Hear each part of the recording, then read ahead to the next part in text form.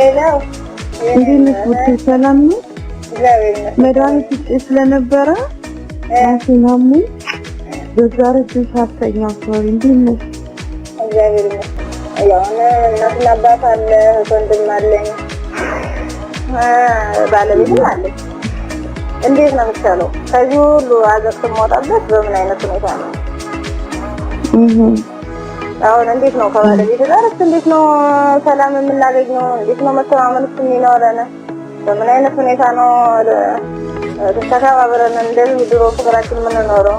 ስልክሽን አጥፊ እኔ ልደብቅሽ አላልኩሽም? ወደ ደብረ ብርሃን ልላክሽ ምንም ነገር አያስፈልግሽም። ያለሽበት ገንዘብ አላክልኝ ተልኮልሻል ገንዘብ ብዙ ብር አይደለም 5000 ብር ሰው አምጥቶ እንዲያቀብላት ከዛ በኋላ 5000 ብር ሰው መጥቶ ተቀብሏታል።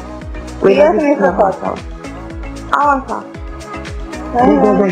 ይኸውልሽ መጓጓዣ ነው ሌላ አይደለም እኮ አይደለም። እኛ እኮ እንደተደበቀ ነው ነግሬያታለሁ። አዋሳ አያወጣሽም፣ ወደ ደብረ ብርሃን ያስወጣሽ። እዛ የሚጠብቁ ሰዎች ይኖራሉ። አርፈሽ እንድትቀመጪ ያስፈልግሻል። ህይወትሽ የሚተርፈው ከተደበቅሽ ነው ብያታለሁ። ማታ ደወልኩላት እኔ በዚህ ስልክ ማታ ደወልኩላት ለሊት ውጪ ከአዲስ አበባ በዚህ አቅጣጫ እንጂ ቀደም እንዳልኩሽ ወታደሮቹ ምን ሲቆጣጠሩ ፋኖስ የሚቆጣጠሩት ቀጠና ላይ ሄዳ እንድትቀመጥ ነው። ለደህንነቷ በማሰብ ነው፣ እንዳትሞት በማሰብ ነው። በምንም መንገድ አሁን ደግመሽ መቀበል አለመቀበል የራስሽ ጉዳይ ነው። እናትና አባቴ በህይወት አሉ፣ አሁንም አሉ። ወልደውኛል፣ አሳድገውኛል። እውነታው ምንድነው? ለትወና ብለው ወስደው ነው ይሄን ነገር ያሰሩ። ስለዚህ ሙሉ ነገሩ ትወና ነው የተሰራው እንጂ ሙሉ እናት አባት አለኝ፣ ወንድም አለኝ፣ አክስት አጎት አለኝ። ቤተሰቦቼ በእንደዚህ አይነት ሁኔታ ነው የሚኖሩት።